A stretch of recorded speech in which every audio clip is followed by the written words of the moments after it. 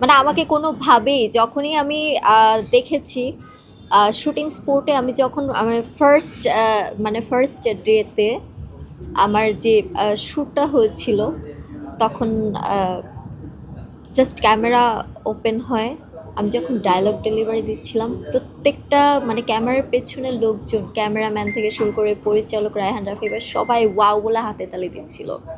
এটা আসলে অনেকের পছন্দ হয়।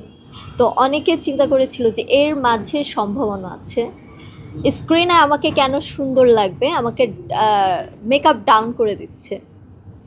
হ্যাঁ, যেখানে আমার ক্যারেক্টার নায়িকা হওয়ার সেখানে আমাকে সুন্দর না করে অন্য নায়িকার পাশে যেন দেখতে আমাকে খারাপ লাগে, এর জন্য ওই যে ককশিটটা আমাকে দেওয়া হয় না, মানে পাশ থেকে সরানো হয় এবং আমার মেকআপ ডাউন করে দেয়।